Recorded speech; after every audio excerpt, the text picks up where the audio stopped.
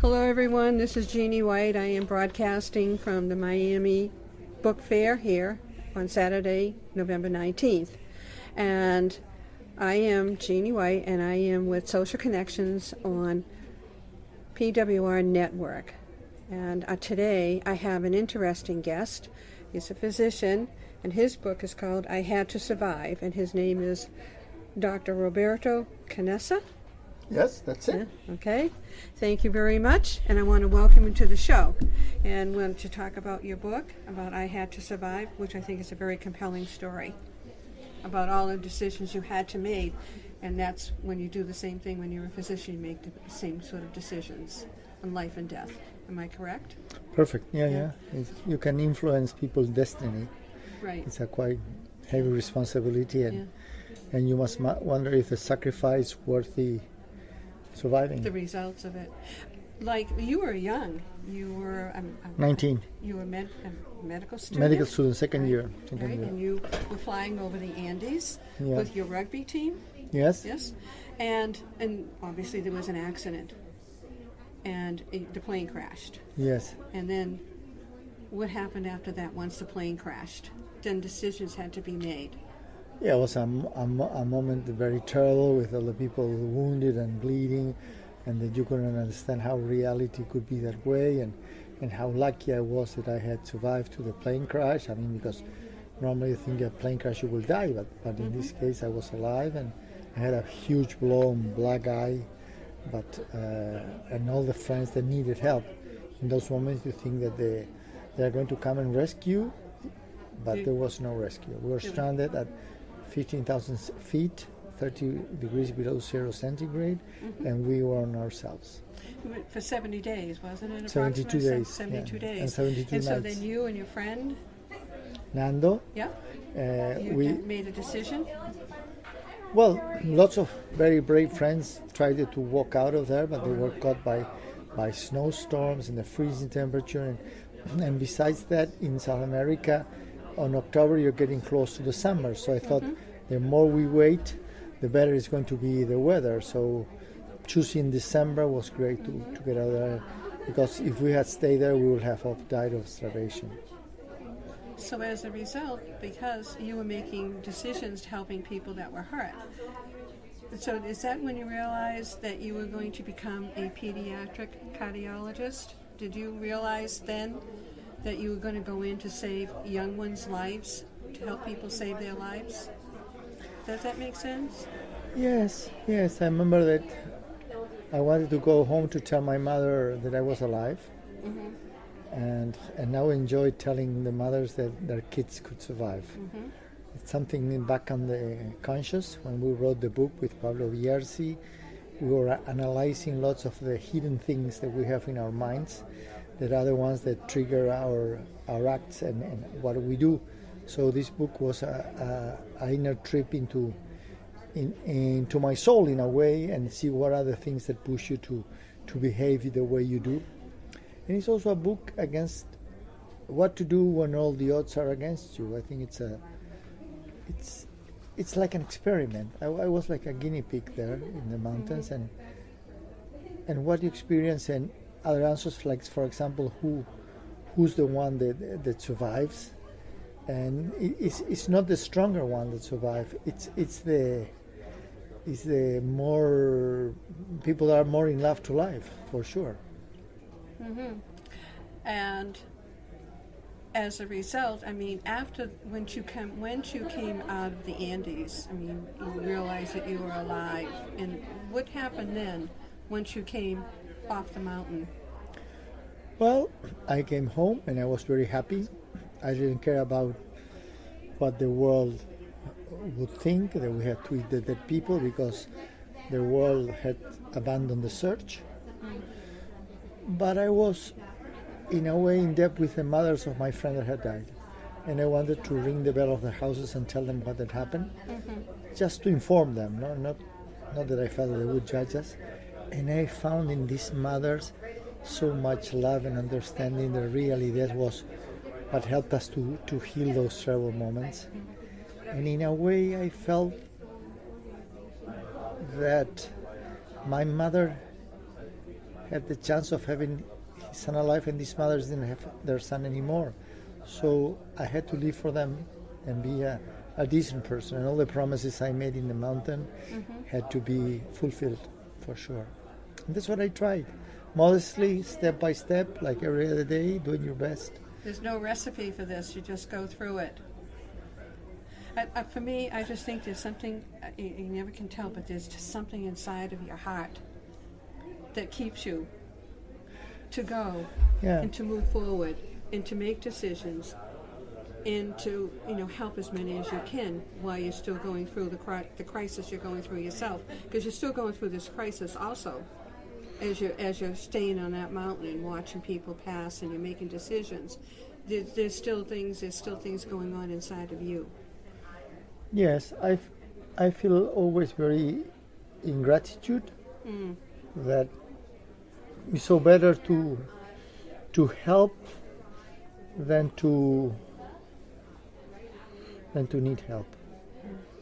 We don't realize how selfish we are, and it's better to need help. And if you can help other ones, you are not involved, you're not suffering, and you're changing their lives. You're still changing your life.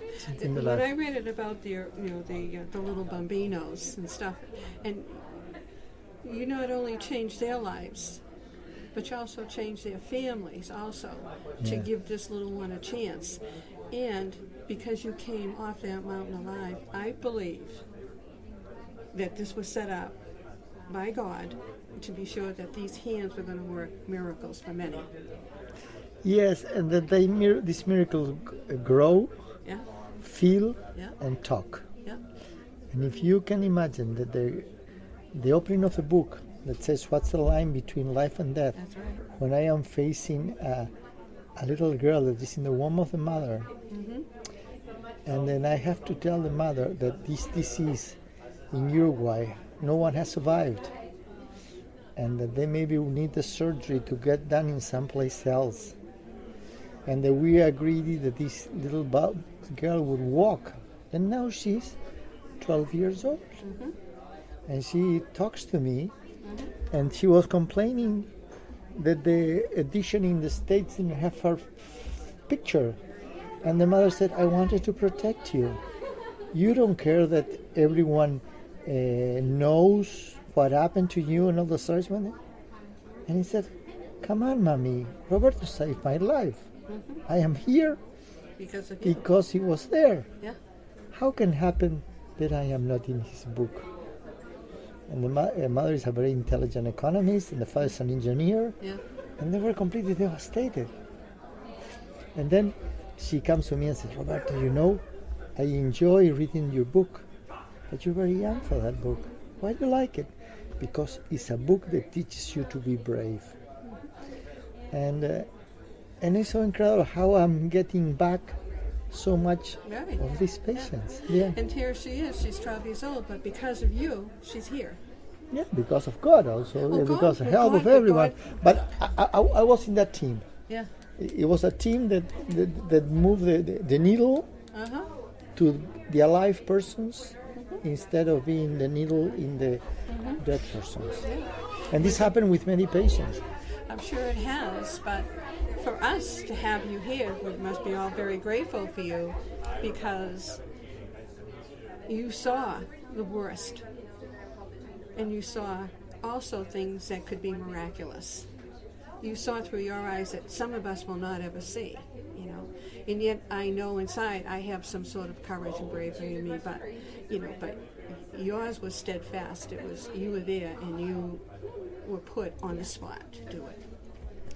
Yes, and I think that everyone has a survivor inside if you're able to trigger it. And it's not how you do things, it's why you do them. And that's the incredible driving force is the reasons that push people to keep on going, I think. For example, a mother in the war, when he's struggling for their children and everything. And in those critical situations, people get the best out of them. And then maybe in a civilized world and everything goes okay, she goes to a psychiatrist because she's depressed, she doesn't know what to do. But these are like kind of luxuries of when everything's go well. Oh, yes. So this book, I Had to Survive, you can purchase this book on Amazon. In Amazon, it's in English, it's in Spanish. Oh, good. And Okay. normally the big bookstores will have it to you. Yes. It's in England, it's in South America, and has been translated to Mandarin. You know, the only written language in Chinese is Mandarin, so we are going to... Oh my God, isn't it? But you see how your message is passed on to so many millions of people. Yeah, and it's And very they know enjoyable. your story now. Yeah, I'm very curious about Confucian philosophy. Mm-hmm. How would they come out to this How- book? And I'm sure they will find incredible angles to see what went on, because this is an objective experiment. I was there like a guinea pig, and I just tell them what happened. Right. But the one to drive conclusions are the readers. Yes. Yes. I mean, you must have been, your whole family and yourself, you must be so proud inside that you had the courage to be there at a very sad time, but now you're here, and you must see a lot of happy times for people because of these miraculous hands. You know that for me the past is over. Yes. I look at the Now future. the future. I kind of admire that young man, 19 years old, Yeah? that crossed the Andes, but I am no longer that person. No, you're not. I'm a grandpa now. Oh, congratulations. But you had to been young, Yeah, and then to move on, to have the inner strength, the knowledge, the health, the heart, the spirit. I'm a holistic person. I'm a yogi. Yeah. So I have a lot of spirituality, and you have some of that in you, the spirit. well, I'm a coach now. I used to be a player. I now try to coach people, but you know, being, for example, a rugby player, you're always, what gets old is your body, Uh-huh. and being a survivor, it's always there. I think we all, Dr. Roberto, I think we all survive in our own way, and some a little more than what I More would spectacular, do. Yeah, but spectacular. everyone has his own But mountain to everyone climb. has their own, because we Yeah. all have this. I was telling someone that, because I come from Boston, and when we had the Boston Marathon bombing, Yeah. you know, people were, instead of running away, running forward. To me, that's like, you don't even think, because you want to help humanity survive. And that's what you were doing, helping humanity survive. Yes, and having a new way of realizing, and tell people, don't wait your plane to crash to realize how much you have. Mm-hmm. No, and enjoy that you have water to drink, a bed where to sleep, and decent food to eat, because when you lose them, you Like- realize how happy you are. Life is so fragile, I think, Yeah. at times. And we all, you know, for me, I like what I do, you know, and we all partake in helping humanity. And I think what it is you want to help people. I think that you realize that it's not about enjoying yourself, but making other people enjoy life. It's not a smile in your face you want. You want a smile in someone else's face. Yeah. Thanks to you. Yeah, definitely.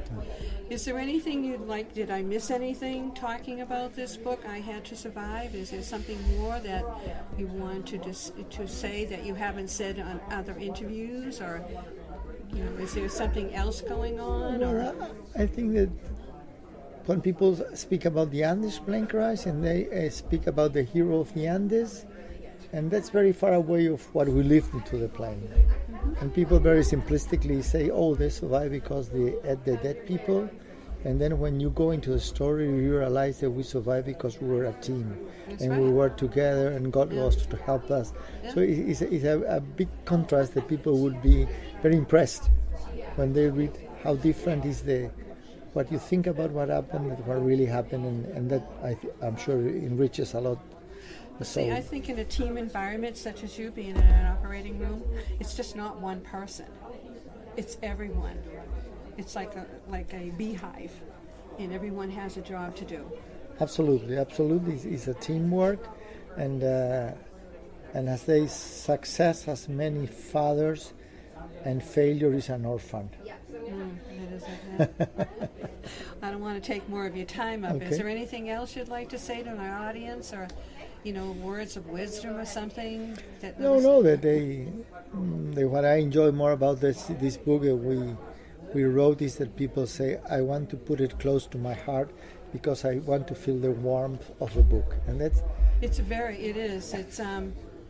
It's compelling, but it's still, there is something in there that really will touch me, as I'm also, I don't know, but I'm a soul coach too, and I always believe the soul knows. Yeah. The soul knows everything about us, and I am, it was really a pleasure, Yes. My son, when read the book, he said, it's a book that changed your orbit. Like you were going around in a place and then you change the way you live life. Yeah, you do. Yeah. Well, I want to thank you very much. I just want to be sure that I've asked questions that I should be answering. No, all the answers are in the book. So yes, it is a great. I really recommend it to really purchase the book. So you're from Boston? Yes. Well, I have very good friends at the Boston Sick Children Hospital. Yeah. They help us very much with the patients. Some get surgery there, so it's. I've been there numerous times with a niece that was very ill, and they just helped her. I mean, I can't thank enough about the Children's Hospital for what they did for my niece. Yeah. And if we didn't have physicians such as you, I probably wouldn't have had my niece. Absolutely. So, but I live in Boston, and I like it. Next year is the 100th anniversary of the American Society of Thoracic Surgery. So I'm going to go there to celebrate with my family. Yeah. And enjoy very much how educated people are. This is something I feel like at home in Boston. Yeah.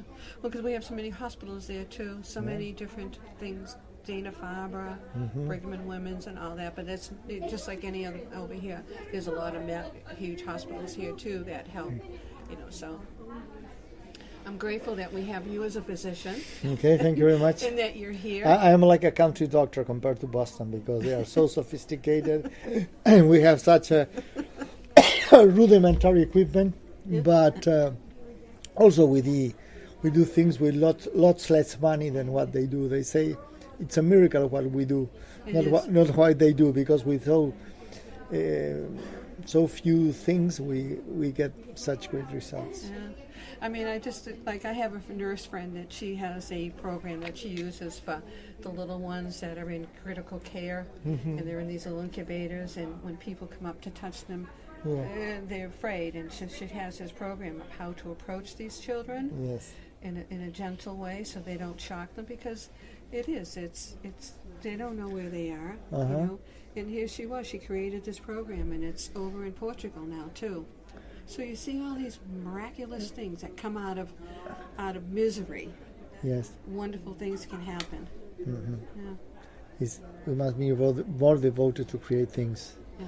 Yeah. Yes, innovations are there. I think the creativity, thinking new things, and innovation is put them into practice. Yes. Well, thank you. Well, welcome. I want to thank you very much for coming on my show. Honest to God, thank you. Pleasure. And I want to thank everyone for listening to Jeanne White from Social Connections on the Miami Book Fair today. Thank you again. See you later. This is Jeanne White, PWR Network. Thank you. Can you show me how it comes out? This is the Twitter thing. Yeah. Hope we can hear it.